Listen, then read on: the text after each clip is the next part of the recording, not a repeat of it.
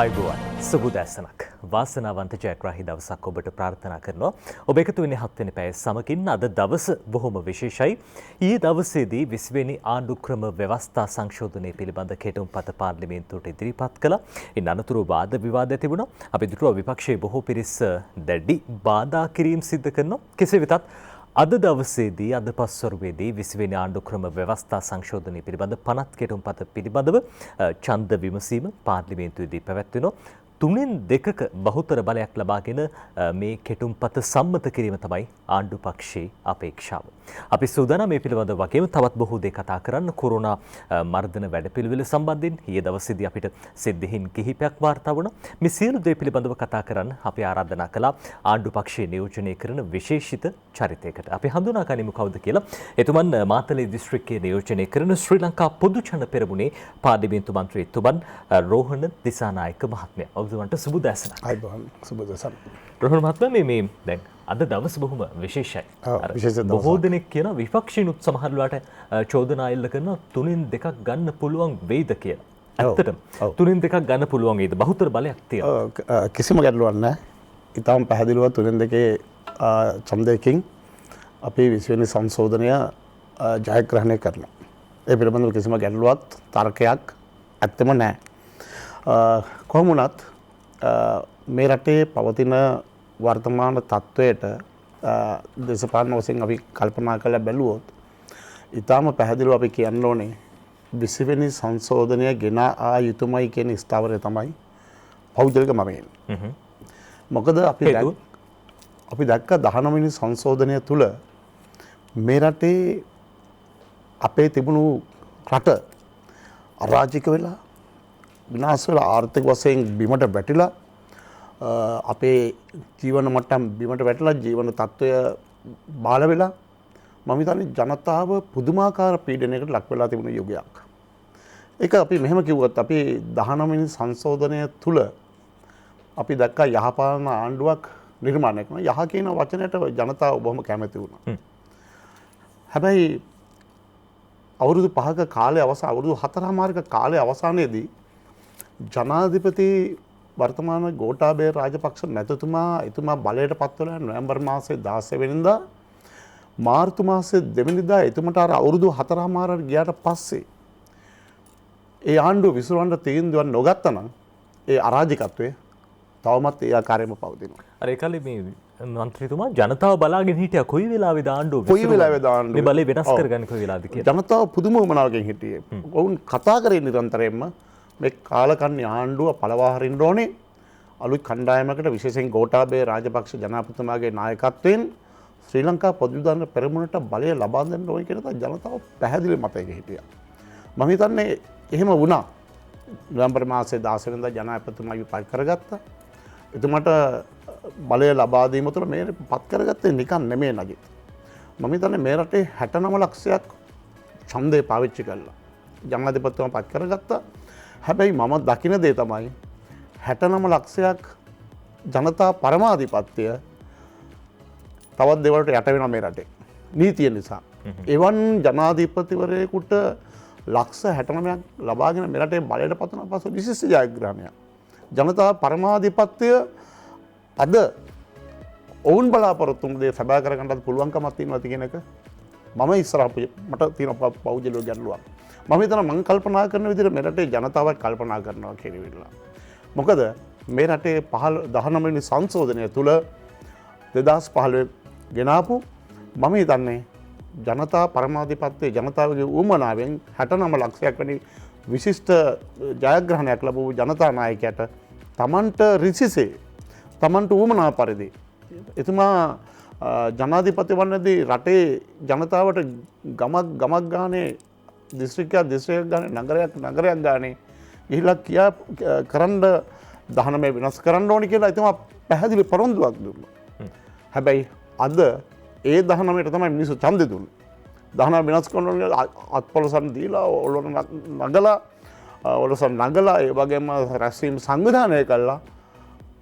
ජනාධිපතිතුමා බලයට පත් වුණාට පස්සෙම මම හිතන්නේ ජනතාවගේ මම හිතන්නේ උවමනාව යම් ආකාරයක පිටිපසට තියන්න 19 වෙනි සංශෝධන නිසා සිද්ධ වුණයි කියන එක ඉතාම පැහැදිලිව ප්‍රකාශ කරන්න ඕනේ. හැබැයි අපි ඊයේ දවසේදී පාර්ලිමේන්තුව දැක්ක ආරෝහණ මහත්තයා මේ විපක්ෂින් ප්‍රබල චෝදනා රසක් එල්ල කරනවා 19ට වඩා 20ට ගිහාම අර ඒකාධිපතියෙක් නිර්මාණය වෙනවා. ඒ වගේම අපි දැක්කේ ඊයේ පාර්ලිමේන්තුවේදී විශේෂම විපක්ෂ නියෝජනය කරන മന്ത്രിවරුන් රසක් කියපු දේ තමයි අර අගමැතිවරයාගේ බලතල අඩු වෙනවා. දැන් අර බොහෝ දෙනෙක් පෙන්වලා දුන්නා අපි දැක්ක රාජිත മന്ത്രിවරයා දැඩි මේ හඬක් නැගුව මේ සම්බන්ධයෙන් අගමැතිතුමාගේ බලය අඩු වෙනවා. ව්‍යවස්ථාදායකයේ විධායකයේ සහ අධිකරණයේ මේ මූලික කුළුණු තුන තමයි අපේ රටේ පාලන තන්ත්‍රය හසුරුවන්නේ. හැබැයි දැන් එක කුළුණක බලය වැඩි කළාම අනිත් කුළුණු දෙක බිඳ වැටෙන්න පුළුවන්.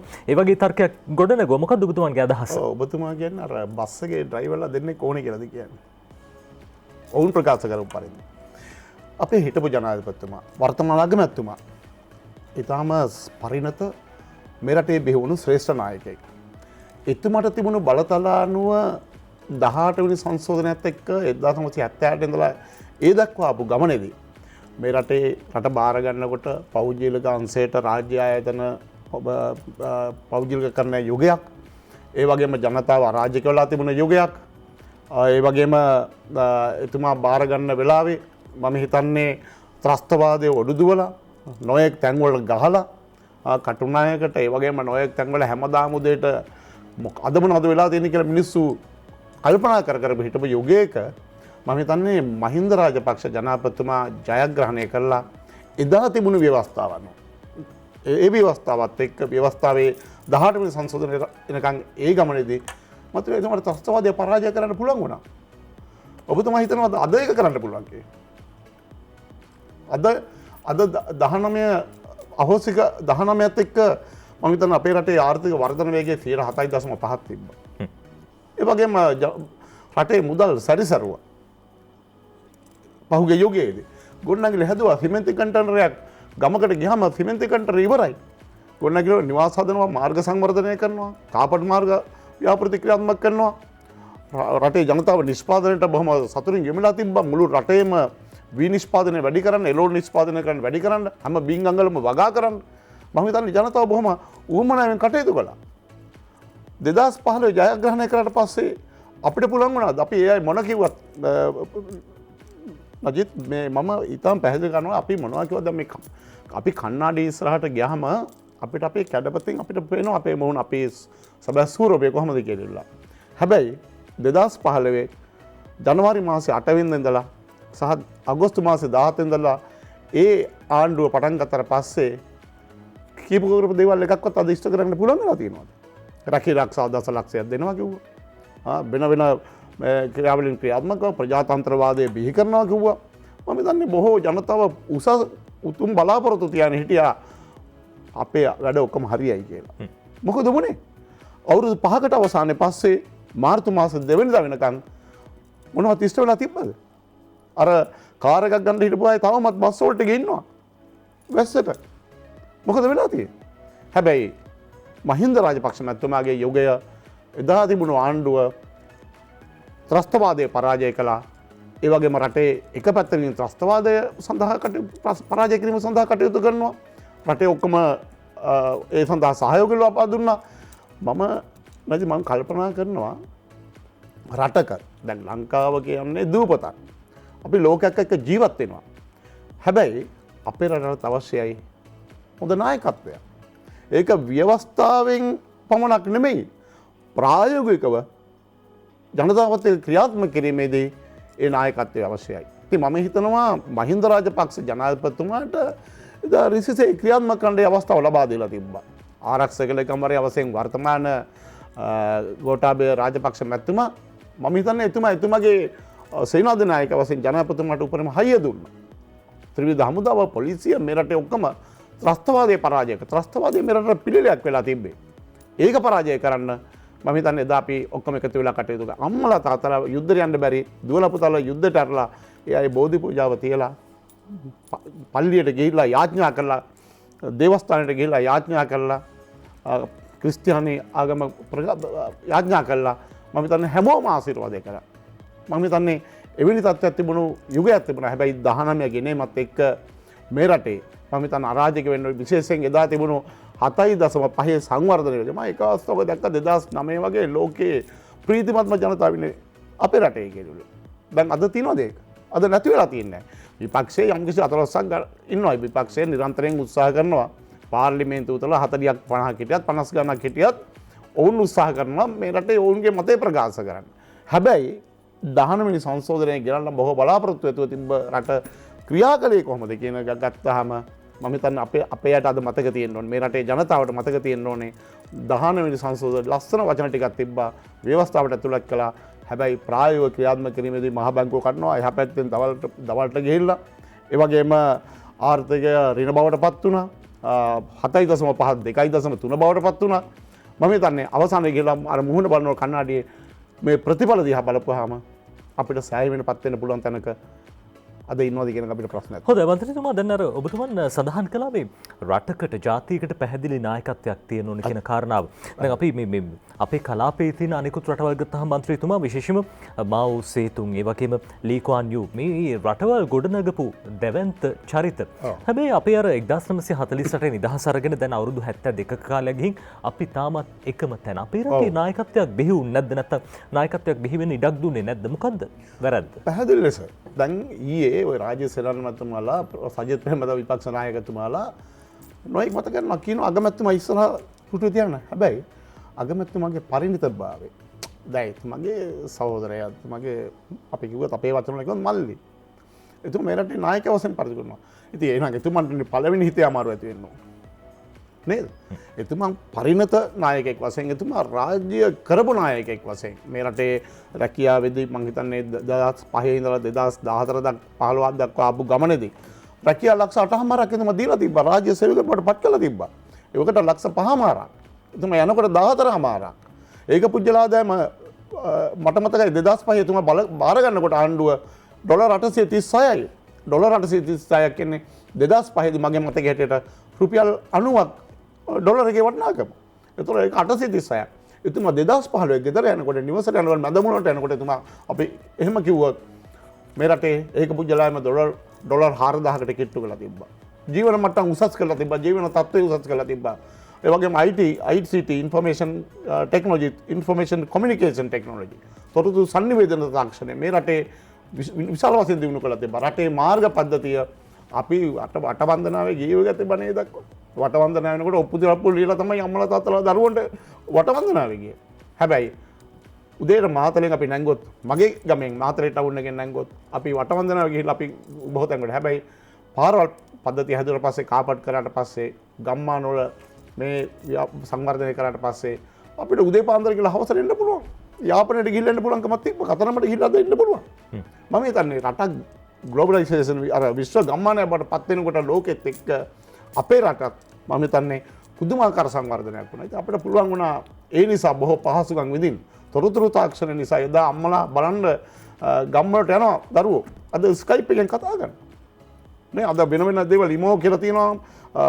තව WhatsApp කියලා තියෙනවා. තොරතුරු තාක්ෂණය මහා දියුණු වෙන යුගයක් ඒ යුගය. මම හිතන්නේ බොහෝ රට මෙච්චර සංවර්ධනය කරගන්න පුළුවන් වුණේ මම හිතන්නේ මහින්ද රාජපක්ෂ මැතිතුමා ගත්ත දා නිවැරදි ක්‍රියාකලාපේ.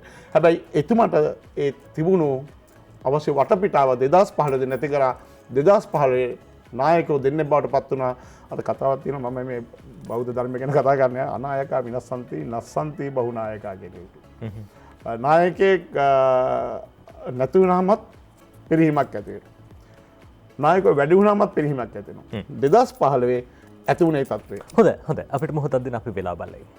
හොඳයි අපි කතා කරමු අද ඔබතුමන් කියපු විදිහට වර නායකයෝ වැඩිවීම තුල අර බලය බෙදා ගන්නත් බල අරගලයක් තිබ්බයි කියලා අපි දැක්ක. දැන් හොඳම උදාහරණය පාස්කු ප්‍රහාරය පිළිබඳ විමර්ශනය කරන ජනාධිපති කොමිෂන් සභාව මේ දිනවල සාක්ෂි ලබා දීම සිද්ධ කරනවා. හිටපු ජනාධිපතිතුමන් මෛත්‍රීපාල සිරිසේන මහත්මයා ඔබතුමන්ලගේ ගමන් සගේ සෑහෙන කාලයකින් කමරේ කටයුතු කළා. පැහැදිලිව. දැන් එතුමන් කියන විදිහට අර එතුමන්ට නිවැරදිව රාජ්‍ය පාලනය ගෙනියන්න ආණ්ඩුවෙන් සහයක් හම්බුන්නේ නැහැ. අගමැතිවරයා එක පැත්තකට අදිනවා. ඒ වගේම කතානායකවරයා තව පැත්තකට අදිනවා. මේ වගේ බල අරගලයක් තිබ්බයි කියන කාරණාව හොඳටම පැහැදිලි. හැබැයි විපක්ෂයේ ওই දේවල් දැනම සඳහන් කරනවා. දැන් මෙවරත් සඳහන් කරනවා විස ගේනකොට ගොඩක් වෙලාවට කියන කාරණාවක් තමයි 19න් මේ වගේ දෙයක් වෙන්නේ නැහැ. මේ ඉන්නේ මහින්ද රාජපක්ෂ මහත්මයා, ඒ වගේම ගෝඨාභය රාජපක්ෂ මහත්මයා මේ දෙන්න සහෝදරයෝ දෙන්නෙක්ට එකතුලා මේ දේ කරගෙන යන්න බෑද 19ත් එක්ක කියන කාරණාව තමයි ඔවුන් කියන්නේ. මොකක්ද ඔබතුමන්ගේ අදහස? නෑ ඊටම පැහැදිලිව මම දකින දේ තමයි එදා මහින්ද රාජපක්ෂ ජනාධිපතිතුමාට නායකයා මහින්ද රාජපක්ෂ මැතිතුමා හෝ නායකයෙක් වශයෙන් ඕනෑම නායකයෙකුට තමන්ගේ ජනතා පරමාධිපත්‍ය ජනතාව ලබා දුන්න දේ ඉෂ්ට කිරීමේ වගකීම මම හිතන්නේ එතුමට ක්‍රිසිසේ ක්‍රියාත්මක කරන්න ඉඩ තියෙන්න ඕනේ. ඒ සඳහා විනය නීති වගේම විනය ශික්ෂණය පිළිබඳව රටේ පරිපාලන නීති ARFR administration regulations financial regulation මුදල් අනපනත් මම හිතන්නේ මේවා මේ රටේ සැකසීලා තියෙනවා. දැන් ඔය ගිනුම් ගත කිරීම මේ වගේ විගණනය ගැන කල්පනා කරනවා. හැබැයි මේ රටේ ආයතනික රෙගුලාසි මුදල් රෙගුලාසි පවත්වාගෙන අපු රටක්. ඉතින් මම හිතනවා ඒ යුගයේදී මේ රටේ හැම සංවර්ධනයක්ම ක්‍රියාත්මක කරන්න නිදහසේ ජනතාවට ජීවත් වෙන්න පුළුවන්කම තිබුණා. හැබැයි 2015 ආපු මෛත්‍රීපාල සිරිසේන ජනාධිපතිතුමා එදා අගමැතිතුමා පත් කළෙත් නීති විරෝධීව මගේ හැඟීම. මම මේ පෞද්ගලික කතා ගන්න. අපිට තිබ්බේ එදත් බලය මහින්ද රාජපක්ෂ මැතිතුමා යනකොට හැබැයි ඔයාලා සහයෝගය දුන්නා ඒක. ඔව් සහයෝගය දුන්නා. යම්කිසි අපිට විනයක් තියෙනවා නායකත්වයක් තියෙනවා. ඒ අනුව යම් උපදෙස් කරුණු කාරණා අනුව බලයට ජනාධිපතිතුමාගේ අන්න පැහැදිලි හොඳ ප්‍රශ්නයක්.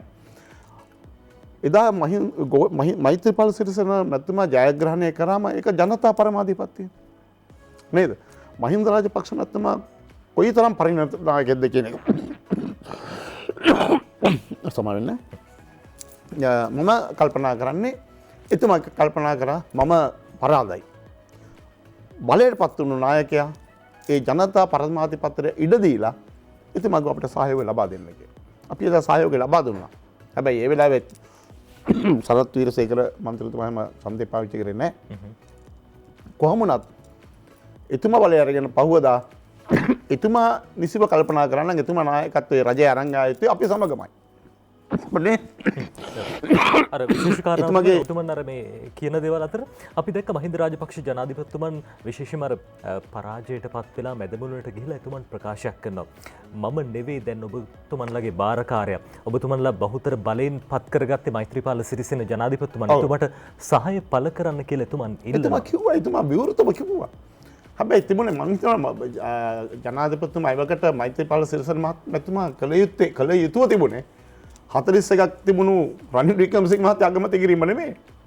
නේද? එතුමා මම දකිනවා මේවා කියලා සමහර කවුරු හිතනවා මම නමුත් මං හිතන පතන විදිය වෙනස් නැජිත්. ඉතින් මම හිතනවා බහුතරයක් තිබුණු ශ්‍රී ලංකා පොදු ජන පෙරමුණ අපේ එක්සත් ජනතා නිදහස් සන්ධානයේම ආණ්ඩුව පත් කරගත්තා නම් අද මේ තත්ත්වයට පත් වෙන්නේ නැහැ. නේද? එතුමා තමයි පත් කරේ රනිල් වික්‍රමසිංහ මහත්තයා. එතුමා මොනවද කරේ? නොයි කනපනත් එක පැයකමාරකදී අර නීතිපති අනුමැති ලැබලා තිබුණු යෝජනා නෙමෙයි යහපාලන ආණ්ඩුව අලුත් ව්‍යවස්ථාවක් ඉදිරිපත් කරන්නම් කියලා පාර්ලිමේන්තුවට වෙලා මොනවද කරේ අගමැතිවරයාට සියලු බලතල ලබා ගත්තා. ඒක මම හිතන්නේ මෛත්‍රීපාල සිරිසේන ජනාධිපතිතුමා එතුමා මේක බලනවා ඇති. මම මේ කියන කාරණාව. අර එතුමන් සඳහන් කළා එතුමන් පවා දැනුවත්ව හිටියේ නැහැ කියන. දැනුවත්ව හිටියේ නැහැ. එතුමා නිරන්තරයෙන් කියපු කතාවක්. ඒ කියන්නේ අග්‍රාමාත්‍යවරයාට බලතල දෙනවා පමණක් නෙමෙයි. මම හිතන්නේ අග්‍රාමාත්‍යවරයාට අර බස් එකේ දෙපැත්ත කකුලෙන් ඇදී එහෙන් කකුලෙන් ඇදිනවා මෙහෙන් කකුලෙන් ඇදිනවා. මේ තත්ත්වයෙන් මත රටක් ලෝකයේ ඕනෑම රටකට නැත්නම් කණ්ඩායමකට මම හිතන්නේ පාපන්දු කණ්ඩායමක් කියමුකෝ.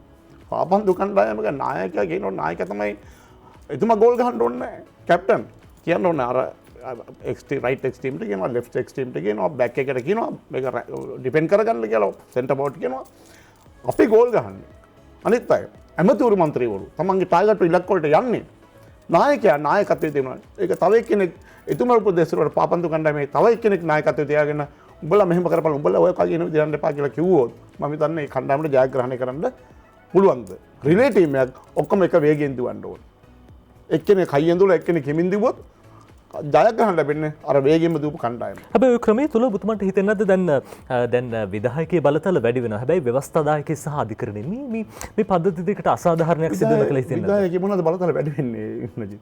මම අහන ඔබයි.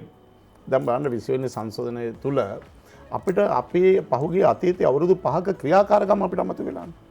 අපේ ජනතාවට දුන්න මං හිතන්නේ 15 වෙනි 19 වෙනි සංශෝධනය 2015 ගෙනාවෙම රාජපක්ෂවරු 4 දෙනෙකුගේ අනාගතය තනිකර එක තැනකින් නතර කරන්න. රාජපක්ෂවරු 4 දෙනෙකුගේ මම දකින්න විදිහ මම දැක්ක විදිහට එදා වුන් කල්පනා කරේ තව එක්කෙනෙකුට තුන්වෙනි පාර ඉල්ලන්න පුළුවන් වේද? වෙන පුරවැසිභාවයන් නිසා පුරවැසිභාවය ද්විත්ව පුරවැසිභාවය නිසා ගෝඨාභය ජනාධිපතිතුමාට ඉල්ලන්න බැරි වෙන්නේ. නාමල් රාජපක්ෂ වැනි තරුණ මන්ත්‍රීවරයෙකුට ඔවුන්ගේ අනාගතය මං හිතන්නේ අනවශ්‍ය දෙයකට අතගා වයස ඒකත් තීන්දුව කරා. ඒතන තිබ්බ හොඳ ආණ්ඩුක්‍රම ව්‍යවස්ථාවේ ඒක පැහැදිලිව සඳහන් කළා. ඒක පවා වෙනස් කරා. ඒ ඔක්කොම අපි දැක්කහම අපි උපකල්පනය කරන්නේ මේ සැබෑ තත්ත්වයේ සැබෑ යථාර්ථය තමයි මම හිතන්නේ රාජපක්ෂවරු සමස්ත දේශපාලනයෙන් කොන් කර දැමීම. ඒක තමයි සිද්ධ වුණේ බැසිල් රාජපක්ෂ මැතිතුමා ගැන. මේ රටේ දරිද්‍රතාවය පිළිබඳව ජනාධිපති කොමිෂන් සභාවේ සංවර්ධන සභාවේ සභාපතිතුමා මම හිතන එතුමා ඊටම වගකීමකින් ඒ යුගයේදී තමන්ගේ යුතුයකම් කොට ශ්‍රේෂ්ඨ කළා. මේ රටේ දිනුදු පවුල් නගා සිටුම සඳහා මාර්ග පද්ධතිය නගා සිටුම සඳහා වඩක්කින් වසන්තම් ගිලකින් නවෝදම් මේ වගේ වැඩපිළිවෙළ උතුරු නැගෙනහිර ප්‍රදේශ මේ හැම එකක්. ඉතින් ද්විත්ව ප්‍රවේශ ගන්නකොට මං අහනවා නජිත් පාර්ලිමේන්තුවේ ද්විත්ව ප්‍රවේශභාවයේ තියෙන කවුරුත්ම නැද්ද ඇත්තටම? අපි හල් තියෙන විදිහට බොහෝ පිරිසක් ඉන්නවා. එහෙමනම් අපිට ඒකටත් තියෙන ඕනේ යාන්ත්‍රණයක් කොහෙන් හරි මේ ද්විත්ව ප්‍රවේශය කවුද කියන එකත් තේරුම් ගන්න.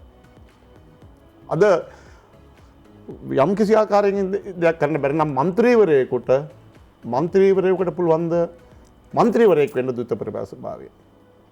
ප්‍රශ්නයක් තියෙනවා. අද එහෙම ඉන්නවා. මම විශ්වාස කරනවා අනිවාර්යයෙන්ම ඉන්නවා කියලා. මම ඒක ගැන තර්ක කරනවා. ගීතා කුමාරසිංහ මහත්මියට මන්ත්‍රීවරයා හිමියා. ඔව් එතුමිය පැහැදිලි පිළි අරගෙන එතුමිය නැවතත් ඒ තත්ත්වෙට මුහුණ දීලා මම හිතන්නේ ද්විත්ව ප්‍රවේශභාවයෙන් අයින් වෙලා එතුමිය අර මොකක් හරි පුරවන්න ගිහිල්ලා දැනුවත් වුණේ. හැබැයි පාර්ලිමේන්තුවේ අදත් ඉන්නවා. ඉතින් මට හිතෙනවා අපි මේ එකක් දෙයක් ගැන කතා කරනවා. හැබැයි අපි ඊට එහා පැත්තේ මහා ලෝකයක් දකිනවා. ඒ තත්ත්වයට පත් වෙන විශාල පිරිසක් ඉන්නවා. ඔවුන් ගැන අපි කතා කරන්නේ නැහැ. හැබැයි කොහොම වුණත් මම හිතනවා අද අතිගෞරවනීය මහා සංඝරත්නය අපි නිරන්තරයෙන් අපේ ජාතියේ මුරු දේවතාවුන් වහන්සේලා අපි වශයෙන් කල්පනා කරනවා. අපේ හාමුදුරන් වහන්සේලාගේ අවවාද අනුශාසනා උපදේශ අපේ රජයක් බලයට පත් කරන්න දුන්නා වගේම අද ජනාධිපතිතුමත් එක්ක අපේ හාමුදුරන් වහන්සේලා ඉඳගෙන මම හිතන්නේ ඊයේත් මම දැක්කා අපි වෙනුවෙන් කටයුතු කරපු අපේ ශ්‍රේෂ්ඨ ස්වාමීන් වහන්සේලා කිව්වා විශ්සර විරුද්ධ නැහැ. පුංචි කරුණු කාරණා. ඉතින් මම හිතනවා කාරක සභා අවස්ථාවක් තියෙනවා. නේද? කාරක සභා අවස්ථාවක් තියෙනවා. කාරක සභා අවස්ථාවේදී සංශෝධන ගෙනෙන්න ඕනෑම වෙලාවක ඒ සංශෝධනයක් ගෙනල්ලා බහුතරයේ කැමැත්ත අනුව අපිට පුළුවන් ඒක තීන්දුව කරන්න. ඒක තවමත් ඒකට අවස්ථාවක් තියෙනවා. හොඳයි මන්ත්‍රීතුමා දැන් ඔබතුමන් ඇතුළු අර සරත් වීරසේකර මහත්මයා හැර ඉඳපු හැමෝම 19ට පක්ෂ වුණානේ. දැන් 19 හදපු മന്ത്രിවරුන් පවා පාර්ලිමේන්තුවේ නිවත් වුණා. අපි දැක්ක ජයම්පති වික්‍රමරත්න මහත්මයා පාර්ලිමේන්තුවේ නිල්ලා ආස් වෙනවා. අර අන්තිමට 19ට වග කියන්න කවුරුත් හිටියේ නැහැ. මේක හදපු කෙනෙක්වත් නැහැ කියලා ජනාධිපතිතුමන් පවා හිටපු ජනාධිපතිතුමා මෛත්‍රීපාල සිරිසේන මහත්තයා කිව්වා. මේ වගේ දෙයක් වෙද්දි ඔබතුමන්ලට දුක නැද්ද? ඇයි 19ට අපි පක්ෂ වුණේ කියන කාරණාව ගැන? අපිට දුකක් තියෙනවා. අපිට පැහැදිලිව තියෙනවා. මටත් තියෙනවා. මට ඒ වෙලාවේ නැගිටලා යන්නත් හිතුණා. නමුත් ඉතින් අපි සාමූහික තීරණය. සාමූහික තීන්දුවක ඉන්න ඕනේ. දැන් මෙතනදී වුණත් අපේ කණ්ඩායමක් ඉන්නවා. කණ්ඩායම් තීන්දුව සමහර වෙලාවට අපේ ඇතුලේ යම් එක්කෙනාගේ පෞද්ගලික ප්‍රතිපත්ති, ඒ වගේම ඒ අයගේ පක්ෂ ප්‍රතිපත්ති, කොලිෂන් අපේ ආණ්ඩුවක්නේ ඔක්කොම එකට එකතු වෙලා කටයුතු කරන ආණ්ඩුවක්නේ ප්‍රතිපත්ති තියෙනවා. හැබැයි අපේ මූලික පරමාර්ථය මේ රටේ මම කල්පනා කරන අපේ නායකයා ශක්තිමත් කිරීම, අපේ නායකයා පිළිබඳව ලෝකයට පණිවිඩයක් දීම අපේ වගේ ඕනෑම රටක් ලෝකේ මම දැක්ක විදිහට අපි බලමු පිදෙල් කස්ත්‍රෝල, ගෝල්ඩා මේර්ලා, නේද බෙන්ජමින් මේ අය, ඒ වගේම ඉන්දියාවේ නෙහ්රුලා, ඉන්දිරා ගාන්ධිලා, පාකිස්තානයේ නේද ලෝකේ රටවල් දිහා බලපුවාම මම හිතන්නේ නායකත්වය පිළිබඳව අනන්‍යතාවයක් උන්ට තියෙනවා. ඒ නායකත්වය අනන්‍ය. හැබැයි අපේ රටට ආපුවාම මේ 19 වෙනි සංශෝධනයත් එක්ක තිබුණා අනන්‍යතාවයක්. අපි දැක්කා නායකයෝ දෙන්නේ එහාට යනවා මෙහාට රට යනවා එනවා. එහෙම යුගයක් තිබුණා. ඉතින් අපි බලන්න හිටියා ඒවා දිහා. අර රාජ්‍ය නිලධාරීනුත් අර දැන් සාක්ෂි දෙනකොට කියන කාරණා තමයි මම බැඳිලා හිටියේ ජනාධිපතිවරයාට, මම බැඳිලා හිටියේ අගමැතිවරයාට, තව කෙනෙක් ආරක්ෂක ලේකම්වරයාට. ඉතින්ම පැහැදිලි දැන් අපි සාක්ෂි දෙනවා. දැන් මම කියනවා අපිට මේ ආකාරයේ මෙවැනි නායකත්වයක්, ඍජු නායකත්වයක් නැත්තම් අපි කොහොමද අපේ රාජ්‍ය නිලධාරියෙක් අදත් දැන් අර මුක්තිය පිළිබඳ ප්‍රශ්නය. මුක්තිය පිළිබඳ ප්‍රශ්නයක් තියෙනවා. ඉදිරියේදී නඩුව වලට යන්න තියෙනවා නම් නඩුව වැටෙනවා නම් ඒ අද ජනාධිපතිතුමා කියනකොට මේක කරන්න අදත් රාජ්‍ය නිලධාරියෙක් කැමති වෙන්නේ නැහැ. අදත් බැලි වෙනවා. එවන් ප්‍රශ්න තියෙනවා. ඉතින් මම හිතන්නේ ඒ ප්‍රශ්න අවම කරගෙන රටට උචිත ව්‍යවස්ථාව සැකසීමේ වගකීම අපිට තියෙනවා. මං හිතන්නේ මේක ගෙනාවේ මේ 19 වෙනි රට අරාජික කරපු 19 වෙනි සංශෝධනය වහාම ඉවත් කිරීමේ වගකීමක් අපිට තියෙනවා. ඒ නිසා වගන්ත කීපයක් ගේනවා 20 සංශෝධනය ගේනවා. හැබැයි ජනාධිපතිතුමා පැහැදිලිව කිව්වා රාජ්‍ය පාලනයේදී එතුමා අලුත් ව්‍යවස්ථාවක් මේ රටට ගේනවා කියලා. අලුත් ව්‍යවස්ථාවක්. ඒ අලුත් ව්‍යවස්ථාව තුළ දැන් අපි කියමු අවුරුදු 4මාරක් ගියාට පස්සේ තමයි පාර්ලිමේන්තුව විසිර හැරීමේ තීන්දුව ගන්න පුළුවන්. හොඳ වෙලාවට නොවැම්බර් මාසේ 16 වෙනිදා ජනාධිපතිතුමා පත් වෙනවා. මාර්තු මාසේ 2 වෙනිදා අවුරුදු 4මාර සපිරීම නිසා විසිර හැරීමේ අවස්ථාව ලැබුණා. පරණ ක්‍රමයට නම් නොවැම්බර් 16 වෙනිදා ජනාධිපතිතුමා පත් වෙනවා. 16 වෙනිදා රැ වෙනකොට එතුමා තිබුණ ආණ්ඩුව විසිර හැරෙනවා. එතුමාට ඒක දැන් අවුරුද්දක් කාලයක් ගත වෙලා. මම හොඳම උදාහරණය තමයි නජිත් මම දැක්කා හිමිලියාකඩ මාතලේ දිස්ත්‍රික්කයේ තාම දුෂ්කර ගම්මානයක් ඒ වගේම හල්දුම්මුල්ල ජනාධිපතිතුමා බදුල්ල දිස්ත්‍රික්කයේ අපේ රටේ දුප්පත්ම ප්‍රාදේශීය කොට්ටාසේ අර ගම සමග පිළිසඳරක් වැඩ පිළිවෙල ඒ දුප්පත්ම ප්‍රාදේශීය කොට්ටාසේ එහෙත් එහෙමයි මාතලේ බිල්ගුම්ම ප්‍රාදේශීය කොට්ටාසේ එතකොට ජනතාව දැස් දල්වාගෙන බලාගෙන ඉන්නවා නායකයා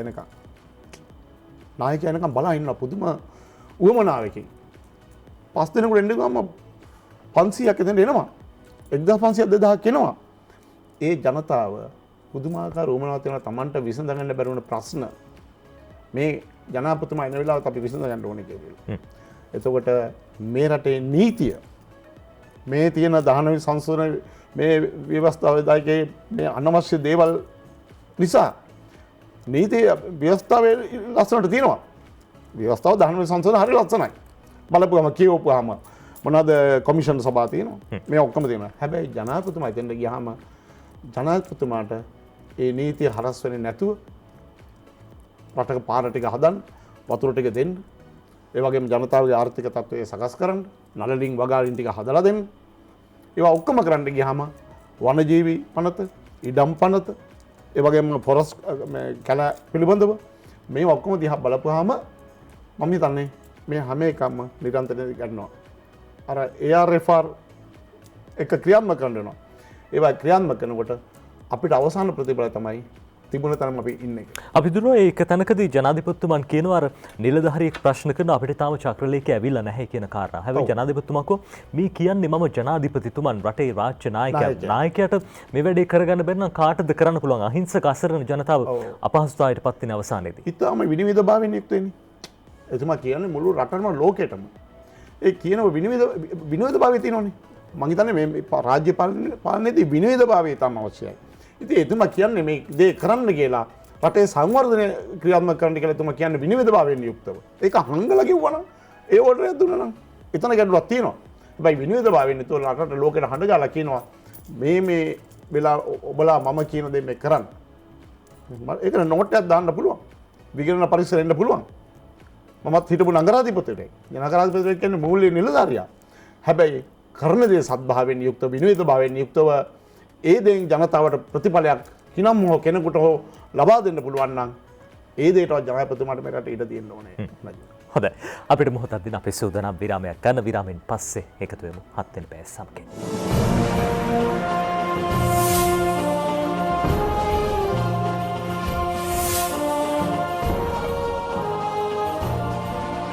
ඔබනාතත් එකතු වෙන 7 වෙනි පැය සමගින් අද දිනේ බොහොම විශේෂයි 20 වෙනි ආණ්ඩුක්‍රම ව්‍යවස්ථා සංශෝධනය පිළිබඳ පනත් කෙටුම්පත මේ කෙටුම්පත පිළිබඳ ඡන්ද විමසීම අද සවස් කාලයේදී පාර්ලිමේන්තුවේදී පැවැත්වෙනවා. අපි කතා කරමින් ඉන්නේ මාතලේ දිස්ත්‍රික් ශ්‍රී ලංකා පොදු ජන පෙරමුණු පාර්ලිමේන්තු මන්ත්‍රී රෝහණ දිසානායක මහත්මයාත් එක්ක එතුමන් හිටපු අමාත්‍යවරයෙක් ඒ වගේම නියෝජ්‍ය අමාත්‍යවරයෙක් අර අත්දැකීම් බහුල චරිතයක් විදිහට අපිට හඳුන්වන්න පුළුවන්. ඒ විතරක් නෙවෙයි අර ජනතාවට සමීප ජනතාවත් එක්ක ගනුදෙනු කරන කටයුතු කරන කෙනෙක් විදිහට. දැන් ඔබතුමන් අර දිස්ත්‍රික්කයේ ජනතාවටත් බොහොම සමීපයි.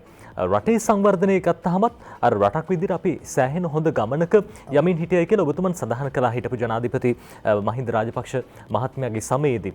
ඉන් අනතුරු පහුගිය අවුරුදු 4මාර කාලය තුල සංවර්ධනය ඇන හිටලා තිබ්බා. දැන් මේ සියල්ලටම හේතුව 19 හෝ නැත්නම් ඒ ආණ්ඩුවේ හේතුව වෙන්නට පුළුවන්. හැබැයි කොහොමද දැන් 19 තියෙන අඩුපාඩු මගහරවගෙන 20න් රට සංවර්ධනය කරන්න සැලසුම් සකස් කරලා තියෙන්නේ? ඔව් මජිත් දැන් ජනාධිපතිතුමා පත් වන ගමන් අපේ ජයග්‍රහණය කර ගමන් අමාත්‍ය මණ්ඩලයක් පත් කරා. මේ අමාත්‍ය මණ්ඩලයේ බෙදුණු ආකාරයේ දිහා බලලා එතුමා කිව්වේ විද්‍යාත්මක පදනමකට කියනවා. මම හිතනවා සෑම අපි නිවසක ගත්තත්, ගමකට ගත්තත්, නගරයකට ගත්තත්, දිස්ත්‍රික්කයකට ගත්තත්, පළාතකට ගත්තත් ඒ පළාතේ තිබෙන සම්පත් ඒ වගේම ආවේනික කෘෂිකාර්මික කර්මාන්ත වෙන මේ ඔක්කොම දිහා බැලුවත් මේ අමාත්‍ය මණ්ඩලය හැම විෂයකටම වග කියන අමාත්‍ය මණ්ඩලය මේ පත් කළා ඉන්නේ. සමහර මේ අයට විෂය පතයන් දැක්කම විෂය පතයන් දැක්කම නිකන් අපහසුපාසයෙන් hina වුණා. එහෙම හැබැයි අද ඒකට ලොකු වටිනාකමක් ලැබිලා තියෙනවා. දැන් මම මාතලේ දිස්ත්‍රික්කයේ ගත්තොත් මාතලේ අපි තියෙනවා ලෝකයේ හොඳම මැණික්. වටිනා මැණික්. ග්‍රැෆයිට්, මැණික්, ග්‍රැෆයිට්, ග්‍රැනයිට්, ඉල්මනයිට්, ඩොලොමයිට්, ප්ලේස්පාර්, සීක්වර්ස්, වැලි, මිනරල්.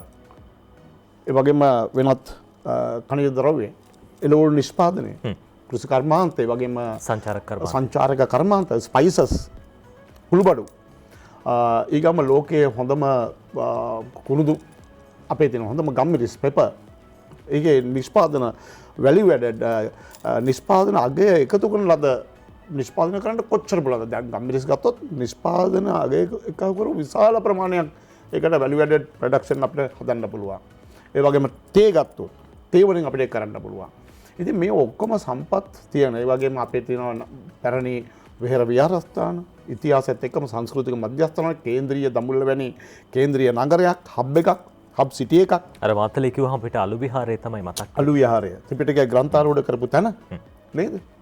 එතකොට මේ ඔක්කොම තියාගෙන අපි දුප්පත් නම් අපිට තියෙන ගැටලුවක්. මේ බොහෝ සම්පත්තියෙදී ඒ සම්පත් අතහැරලා දාලා වැවයි දාගබයි ගමයි පන්සලයි අපි ලංකාවම කියන්නේ. නමුත් ඒ ක්‍රම වේදයත් එක්ක අපි රට බොහොම වේගෙන් ඉස්සරහට අමු රටක්.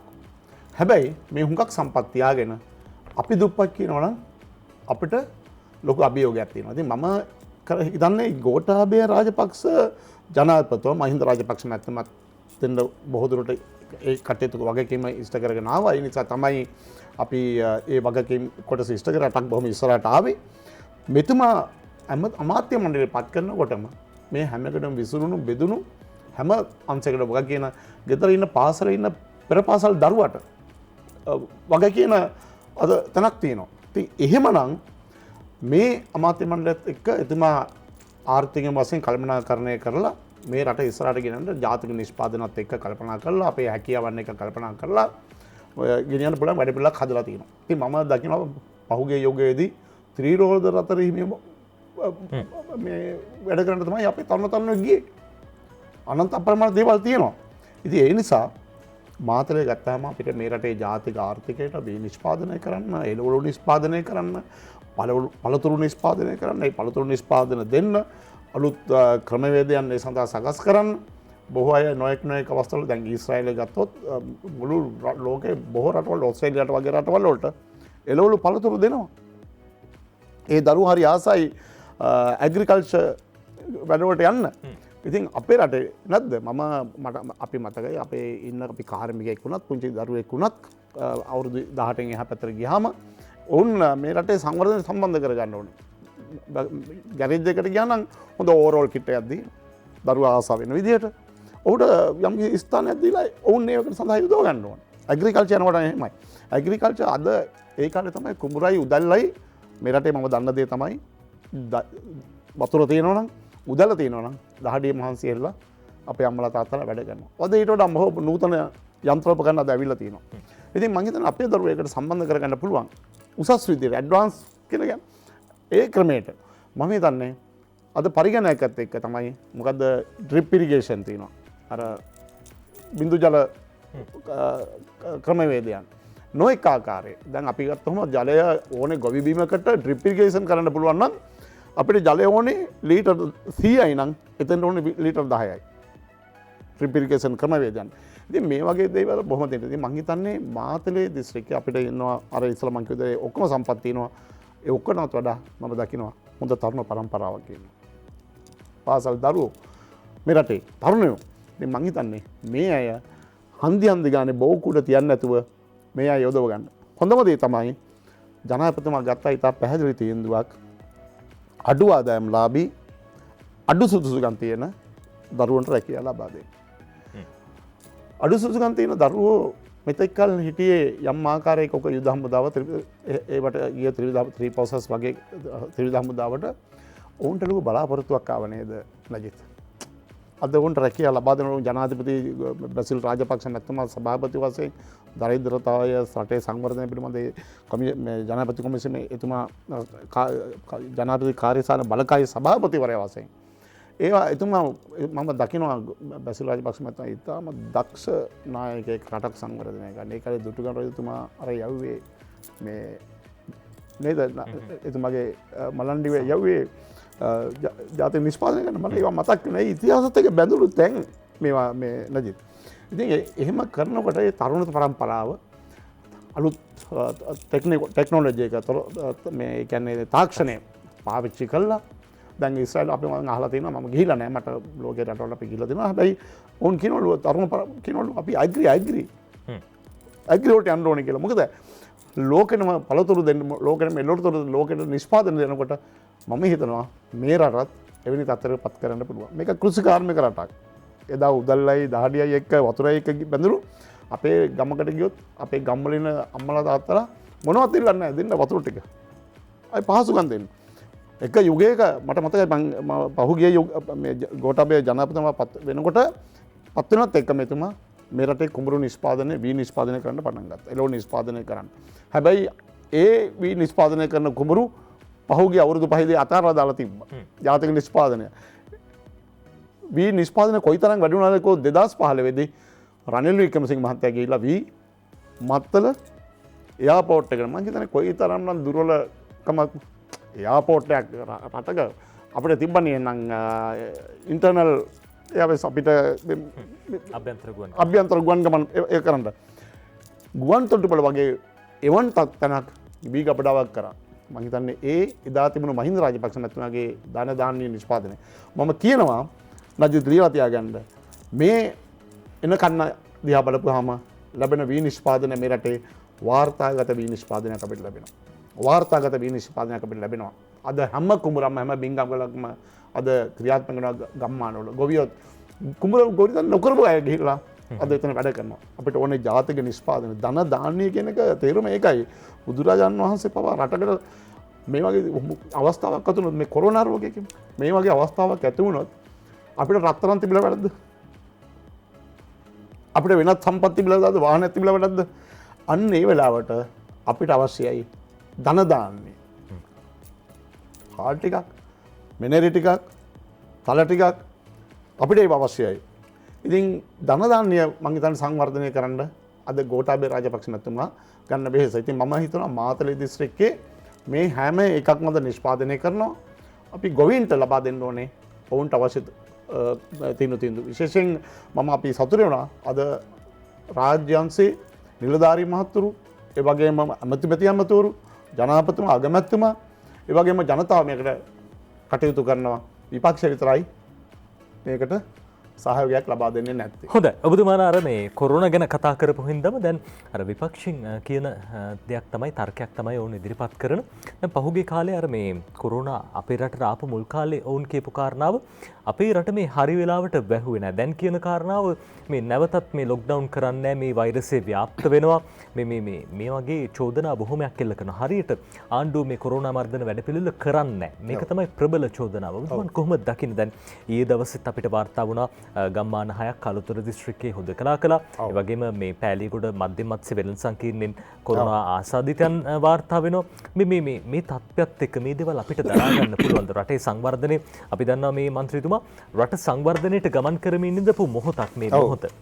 ඔබතුමන් කොහොමද මේ තත්ත්වය දකින්නේ? මම කියන්න ඕනේ මුලින්ම හොඳ වෙලාවට නොවැම්බර් මාසේ ජනාධිපතිතුමා ගෝඨාභය රාජපක්ෂ මහත්මයා ජනාධිපතිතුමා වශයෙන් පත් වුණා. එතුමා පත් වෙලා මාර්තු මාසේ 11 වෙනිදා පළවෙනි කොරෝනා රෝගය අපිට හම්බ වෙනවා. ඒ දක්වා මේ ආපු ගමනේදී මයිගාව මම ඊයේ හවස වසංගත රෝග විද්‍යාංශයේ සෞඛ්‍ය අමාත්‍යාංශයේ ඊයේ හවස 1 වෙනකොට ගත්ත මේ රිපෝට් එක මේ තියෙන්නේ. ඒතර මේකේ අද වෙනකොට අද උදේ 10 වෙනකොට ඊයේ වෙනකොට රෝහල් ගත කර ඇති කොරෝනා රෝගීන් ලෙස සැකසිත රෝගීන් 3564යි. අද උදේ 10 වෙනකොට රෝහල් ගත කර ඇති කොරෝනා රෝගය තහවුරු කළ රෝගීන් 2297යි. හොඳ වෙලාවට මේ මාර්තු මාසයේ පළමු රෝගය හම්බුනාම ඒ වෙනකොට ගෝඨාභය රාජපක්ෂ ජනාධිපතිතුමා වශයෙන් කටයුතු කිරීම නිසා මම හිතන්නේ අපිට පුළුවන් වුණා මේ නජිත් මේ රට ලෝකයේත් එක බලනකොට දැන් මේ තියෙන මයිගාව තියෙන ලෝකයේ තියෙන තත්ත්වය මේ cases total මේ බලන්න United States 8.32 මිලියන් හරි 8.32 මිලියන් මේ United States ඉන්දියාවේ 7.5 මිලියන් එතකොට බ්‍රසීල් 5.27යි රසියා 1.45 මිලියන් ආජෙන්ටිනා දැන් මේ වගේ හැබැයි ලංකාව ගැනකොට බලනකොට තවම 5000 ගණන් ඇවිල්ලා මාර්තු මාසේ 11 වෙනිදා. එතකොට මේ දිහා බලපුවාම විජිලන්ට් අර වඩා තීක්ෂණ භාවය ගෝඨාභය රාජපක්ෂ ජනාධිපතිතුමා නිරන්තරයෙන් කොරෝනා විතර නෙමෙයි රට සංවර්ධන ව්‍යාපෘති ක්‍රියාත්මක කරනවා දුප්පත් ගම්මාන වලට යනවා ලෝකත් එක්ක කටයුතු කරනවා එතුමා වඩා තීක්ෂණව නිලධාරීන් ඇමතුමිය ගෙනල්ලා සෞඛ්‍ය නිලධාරී මහතුරු ගෙනල්ලා ඒ අය එක්ක සාකච්ඡා කරලා ඒ පුදුමාකාර පාලනයක් මේ සඳහා කටයුතු කරනවා. හැබැයි මෙතනදී නජිත් මම දකින දේ තමයි අපි රටක් වැඩ එහෙම කරගෙන යනකොට පාලනයක් නිසි පරිදි අපි දකිනකොට ජනතාවගේ වගකීමකුත් තියෙනවා. දැන් මට කිව්වද මම මෙතනකොට මාස්ක් එක මන්ත්‍රීතුමායි ජනතාවේ වගකීම් ගැන කතා කරන්න කලින් අර දැන් අපි මොහොතකට හිතමු දැන් මේ කොරෝනා ආවේ හිටපු ජනාධිපති මෛත්‍රීපාල සිරිසේන මහත්තයාගේ නැත්නම් හිටපු අග්‍රාමාත්‍ය රනිල් වික්‍රමසිංහ මහත්මයාගේ හිටපු සෞඛ්‍ය අමාත්‍ය රාජිත සේනාරත්න මහත්මයා සහ ඒ කාලේ පැවති රජ වෛද්‍ය සංගමයේ කාලේ ආවන මොන වගේ තත්ත්වයක් වෙන්න තිබ්බද? අපි තාදාහන වෙලා නජිත් මම හිතන්නේ නෙමෙයි රටේ නායකයෝ තාදාහන වෙලා. ඇත්ත තත්ත්වය ඒකයි. ප්‍රායෝගික තත්ත්වය ඒකයි. මම දකිනවා අද බලකාය අපේ ඉන්නවා සවින්දර සිල්වා ලුතෙනන්ට් ජෙනරාල් සවින්දර සිල්වා මහතලේ මගේ මම බොහොම ආඩම්බරෙන් කතා කරන කෙනෙක්. බොහොම අපි එක යුගයක පාසල් ගියා. ඔහු විනයක් ඇතුව හැදුණු කෙනෙක් ක්‍රීඩකයෙක් ඔක්කොම දිහා බලපුවම. ඉතින් මම ඔහු පිළිබඳව දන්නවා. මම දැක්කා ඊයේ පෙරදා මේ එක්කෙනෙක් දෙන්නේ පොඩි චෝදනා නගනවා. හැබැයි එවැනි නායකයෙක් එක්ක ත්‍රිවිධ හමුදාව අපේ නායකත්වයත් එක්ක නායකත්වයේ වගකීම නිසියාකාරව ඉෂ්ට කරන කණ්ඩායමක් ලෝකයේ හොඳම මානුෂීය කණ්ඩායම යුද හමුදාව. එතකොට පුදුම පළවෙනි යෝගයේදී පොඩි අපහසුකම් තිබ්බා. මොකද අපි සුනාමිය එනකොට අපි සුනාමියට එකපාරට දැනගෙන හිටියේ නැහැ. කොරෝනා එනකොටත් එහෙමයි. තව හෙට දවසේ තවත් අලුතෙන් ලෝකේ තියෙන මේවත් එක්ක මේ විෂ අපද්‍රව්‍යත් එක්ක අලුත් රෝගෙයි. හැබැයි මම කල්පනා කරනවා මේ වෙනකොට දැන් 14 දිනේ මම දැක්කා ඊයේ එක රෝගියෙක් මේ ගිහිලා තිබ්බා කියලා මම දැක්කා මේ Facebook එකේ එක කොයිතරම් දුරට නිර්වද්‍යද කියලා මම තහවුරු කරලා නැහැ. තහවුරු කරලා නැහැ. ඒතකොට 13 දෙනායි තවම මේ ගිහිලා තියෙන්නේ. අපිට ඕනේ මිය ගියන්න නෙමෙයි. අපිට ඒ 13 බේර ගන්න. හැබැයි කොරෝනා රෝගී නිරෝධායන කළා නිරෝධායන මධ්‍යස්ථාන හදලා පටන් ගන්නකොට එක නිරෝධායන මධ්‍යස්ථානයයි. හැබැයි නිරෝධායන මධ්‍යස්ථාන අද වෙනකොට 21ක් දෙනවා. අද හැමතැනම නිරෝධායන කරනවා ලෝකේ කොයි රටේද අර බුද්ධ්‍යංශය මේ සඳහා කරගෙන. ඒ වගේම නිසි පරිදි මුළු රටේම එක හඹාගෙන ගිහිල්ලා ඔවුන්ට පණිවිඩය දීලා ඊටාම ලෙන්ගතුව ඊටාම කරුණාවෙන් ඔවුන්ව ගෙනලා නිරෝධායන කරන්න කැම්ප් බීමන්ට් එක දීලා නිරෝධායන කරන්න කටයුතු කළේ. අද ඇමරිකාවේ වෙනවා. අද ඇමරිකාවේ ජනාධිපතිවරයා කිව්වා සුමාන දෙකක් යනකොට ලක්ෂ දෙකක් මිය යනවා කියලා. අද කිව්ව ගණනට වැඩිය මිය ගිහින්. ලෝකේ බොහෝ රටවල්. හැබැයි අපේ රටේදී මම කියනවා පැහැදිලිව කියනවා හිටපු කට්ටිය හිටියනම් බලේ සමහරට ඒ නායකයොත් නැහැ. ජනතාවකුත් මොකද ඔක ස්ප්‍රෙඩ් වෙන්න ඒකේ ධන වැඩි වෙනවා මිසක් අඩුවීම තුල මේ අපිට මේ ගානට එන්න පුළුවන් කමතුම් ලැබුණා. හැබැයි මේක වැඩි වුණා නම් ඒක සුමානන්දගෙන් ඒ වසංගතය ඇති වෙනවා. වසුන්රිය වගේ මැලේරියාව වගේ ඒ කාලේ. අපිට මොහොතක් දෙන්න අපි සූදානම් විරාමයක් යන විරාමයෙන් පස්සේ කතා කරන්න සූදානම් ජනතාව විදිහට අපිටත් වගකීමක් තියෙනවා. අපි කතා කරමු ඒ ගැන විරාමයෙන් පස්සේ. ඔබ නැවතත් එකතු වෙන්නේ 7 වෙනි පැය සමගින් අපි කතා කරමින් හිටියේ දැන් කොරෝනා මර්ධන වැඩපිළිවෙල පිළිබඳව අපි කතා කරමින් ඉන්නේ මාතලේ දිස්ත්‍රික් ශ්‍රී ලංකා පොදු ජන පෙරමුණු පාර්ලිමේන්තු මන්ත්‍රීතුමන් රෝහණ දිසානායක මහත්මයාත් එක්ක මේ කතා බහ කරන අතරතුර අපිට විශේෂ පණිවිඩයක් ලැබුණා. ඒ තමයි මේ මොහොත වන විට වැල්ලම්පිටිය, මට්ටක්කුලිය, ඒ වගේම ග්‍රෑන්ඩ් පාස්, මෝදර සහ බ්ලූ මෙඩල් මේ ප්‍රදේශවලට මේ පොලිස් බල ප්‍රදේශවලට නිරෝධායන ඇඳිරි නීතිය බලපැවැත්වෙන බව යුද හමුදාපති ලුතිනන්ට් ජෙනරාල් ශවේන්ද්‍ර සිල්වා මහතා ප්‍රකාශ කර තිබෙනවා. මම නැවතත් සඳහන් කරන්නම් වැල්ලම්පිටිය, මට්ටක්කුලිය, ග්‍රෑන්ඩ් පාස්, මෝදර සහ බ්ලූ මෙඩල් මේ පොලිස් බල ප්‍රදේශවලට නිරෝධායන ඇඳිරි නීතිය මේ මොහොතේ පටන් ක්‍රියාත්මක බව යුද හමුදාපති ලුතිනන්ට් ජෙනරාල් ශවේන්ද්‍ර සිල්වා මහතා සඳහන් කර තිබෙනවා. දැන් මන්ත්‍රීතුමා අපි අර කොරෝනා මර්ධන වැඩපිළිවෙල ගැන කතා කළේ රටක් විදිහට ජනතාවටත් වගකීමක් තියෙනවා. ඔව්. දැන් මේ මාස්ක් එක මේක මුඛාවරණ. දැන් අපි මොනවා කිව්වත් නජිත් මම දකිනවා තවමත් මේ වගකීම අපි බාරගන්නේ නැහැ කියලා. ජනතාව. උන්ට උන් මේ මාස කීපය උන් මේ ආවරණ පාවිච්චි කරන්න ඇත්තරම උන්ට පණිවිඩයක් දීලා තියෙනවානේ. මේක දැන් ඔය කිව්වා ඇඳිරි නීතිය දාලා තියෙනවා කියලා. ඉතින් මම හිතන්නේ මේකේ බැරෑනුම්කම අපි තේරුම් ගන්න ඕනේ. රටක් රජයක් ඒක තේරුම් අරගෙන ජනතාවට කිය යුතු දේ නොයෙක් නීති රීති හැබැයි ඊටාම සුහද ලෙස ඒ නීති රීති ක්‍රියාත්මක කරලා කටයුතු කරලා තියෙනවා. කොහොමද කිව්වත් ඒ වගේම අත්තරංගොඩපත් වෙලා තියෙනවා විශාල පිරිසක් මේ නීති රීති ක්‍රියාත්මක නොකිරීම නිසා. එතකොට ඒ පිරිස දිහා බලපුවාම ඔවුන් මේකට අවධානය යොමු කළා නැහැ කියන එකනේ අපි කියන්න ඕනේ. ඉතින් මං හිතනවා ජනතාවක් වශයෙන් මේ දේ අපි ක්‍රියාත්මක කරන්න ඕනේ. මේ හැම වෙනක මම දැක්ක අර කොළඹ මහනගර සභාවේ ප්‍රධාන PHI ප්‍රධාන සෞඛ්‍ය පරීක්ෂකතුමා කියනවා මේ හැම වෙන එක්කෙනෙක් හැම කෙනෙක්ම කොරෝනා රෝගියෙක් කියලා හිතන්න කියලා. ඔව්. මොන ගහන ඕනම කෙනෙක්. ඕනෑම කෙනෙක් තමන්ට හැම වෙන කෙනෙක්. ඉතින් මම හිතනවා එහෙම හිතනවා නම් අපි හැමෝම මම හිතන්නේ මේකට දෙන්න පුළුවන් හොඳම උත්තරය අපි ගාව තියෙනවා. හොඳයි. ඒ අතරදී 20 ගැන කතා කරනකොට මන්ත්‍රීතුමා දැන් 20 බොහොම විශේෂයි. දැන් අද දවසේදී ඡන්ද විමසීම් පැවැත්වෙනවා. ඔව්. අපි ඒ ගැනත් කතා කරමු. හරි. විශේෂයෙන් නජිත් ජනාධිපතිතුමා මේ වෙලාවේ මේ රට ජනතාවගේ ජනතා පරමාධිපත්‍යයේ ක්‍රියාත්මක කිරීම සඳහා 69%ක් ඡන්ද අරගෙන එතුමා යන ගමන ශක්තිමත් කරන්න මේ වෙලාව අපිට කරන්න පුළුවන් දේ තමයි 20 ශක්තිමත් කිරීම. මම මේ වෙලාවේ අතිගෞරවනීය නායක හමුදුරන් වහන්සේලා මේ රටේ නිරන්තරයෙන් අපිට අවවාද අනුශාසනා දෙනවා, ආශිර්වාද කරනවා. ඒ වගේම අපේ හමුදුරන් වහන්සේලා ජනාධිපතිතුමාට සහ රටට රාජ්‍ය නායකයන්ට මේ දේවල් යම් දේවල් පිළිබඳව කතා කරනවා, පැහැදිලි කරලා දෙනවා. අපි උන්වහන්සේලාගේ මේ සහභාගීත්වය පිළිබඳව මම හිතන්නේ එහෙම වෙන්න ඕනේ. අපි අගය කරනවා. අපි নমස්කාර පූර්වක ස්තුතිය, ගෞරවපූර්වක ස්තුතිය අපේ හමුදුරන් වහන්සේලාට පුද කරනවා. පුද කරනවා වගන් අපේ නායක හමුදුරන් වහන්සේලාගෙමුත් අපි ගෞරවයෙන් ඉල්ලා සිටින මේ රටේ රාජ්‍ය නායකයා බොහොම විනෝදභාවයෙන් යුක්ත යමක් කරන්න පුළුවන්. මෑත යුගයේදී අපිට බිහුණු මම හිතන්නේ සුවිශේෂිතම රාජ්‍ය නායකයා වශයෙන් මම දකින්නේ එතුමාට අපේ හමුදුරන් වහන්සේලාගේ ආශිර්වාද නිරන්තරයෙන් ලැබෙනවා. අගමැතිතුමා මම හිතන්නේ මේ රටේ හිටපු රාජ්‍ය නායකයා. එතුමා පුදුමාකාර ඉවසීමේ ගුණාංගයක් තිබෙන. එතුමාට නොයෙක් දේවල් විපක්ෂයෙන් උපාස කරද්දී එතුමාගේ අපි දකින්නේ එතුමා විචක්ෂණශීලී නායකත්වය. එතුමා බොහොම ඒ සඳහා ලිංගතුව මේ රාජ්‍ය නායකත්වයට මේ රාජ්‍ය ඉස්සරහට ගෙනියන්න කටයුතු කරනවා.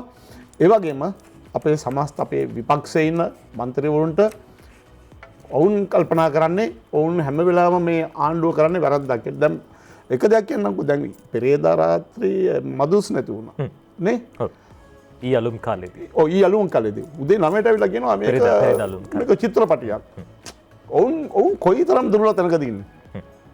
අඩු ගානේ මේක විස්තර ඔවුන් උපකල්පනය කරන ඔවුන් නැත්තම් ක්‍රියාදාම චිත්‍රපටයක් වගේ මේක කියලා කියන්න. අඩු ගානේ වෙන ප්‍රතිඵලය ඒ කියන්නේ දකින්න දේ අපි කවුද දන්නේ එතනට ගියා මේ රටේ පහුගිය කාලේදී කුඩු බොහෝ මට්ටමින් කිලෝ ගණන් ඇල්ලුවා. එතකොට රාජ්‍යයක් එහෙම කටයුතු කරගෙන යනකොට කුඩු කියන එක අපිට ගැටලුවක් ගලා තියෙනවා. අපේ දරුවෝ තරුණ පරම්පරාව. ඉතින් මම හිතන්නේ ඒ දේ බලනකොට උන්ට උදේ පාන්දර 3යි. මෙන්න උදේ 9ට අවිලා කියනවා මේක හරියට ක්‍රියාදාම චිත්‍රපටයක් වගේ මේක තිරනාටකයේ මෙහෙමයි කියලා. මේ විපක්ෂයක් වෙන්න ඕනේ. හොඳ බුද්ධිමත් විපක්ෂයක් බවට පත් වෙන්න ඕනේ. මේ විපක්ෂය හැමදේම විවේචනය කිරීම නෙමෙයි. විවේචනය කිරීමේ සාධාරණ විවේචනයක් තියෙනවා. ඒ නිසා මම ඒ යටත් කියන්නේ මේ 20 අපි 19 දැක්ක 19ට මුණ දුන්නු අපි ප්‍රායෝගික අත්දැකීම් තියෙන අපි රටේ ජනතාව කොහොමද මේ රටේ කටයුතු කළේ සුන්දර වචන ටිකකින් ව්‍යවස්ථාව මේ සම්පූර්ණ කළා. හැබැයි ප්‍රායෝගික අත්දැක බහ බැංකුව කැඩුවා. අපේ ආර්ථිකයේ සල්ලි නැහැ. අපිට රටේ ජනතාවට සංවර්ධනය නැහැ. ඒ වගේම කැම බීම නැහැ. මේ ඔක්කොම තියදී ජනතාවට ඒවා මතක් වෙන්න ඕනේ. මතක් වෙලා මේ ඔක්කොම අතර 20 කොයි ආකාරයෙන් මේ රටේ අනාගතයේ අපේ නායකයා කටයුතු කරයිද අපේ මන්ත්‍රී මණ්ඩල අගමැතිතුමා කටයුතු කරන තේරුම් අරගෙන මම ඉල්ලා සිටින්නේ මේ විශ්වදී ඔබ සියලු දෙනා රටවාසී සියලු දෙනාගේ සහයෝගය මේ සඳහා ලබා දෙන්න. අද පාර්ලිමේන්තුවේ අපි කියනවා පැහැදිලිව අපේ රාත්‍රී වෙනකොට විස සම්මත කරනවා. හොඳයි. සංශෝධන එන්න පුළුවන්. විස අවසන් විසඳුනේවි අපි දන්න ඔබතුමන්ලා අලුත් ව්‍යවස්ථාවක් අපි ගේනවා. ඒක ජනාධිපතිතුමා කියපු විදිහට අපිත් ඒ සඳහා සපත වෙනවා. හොඳයි.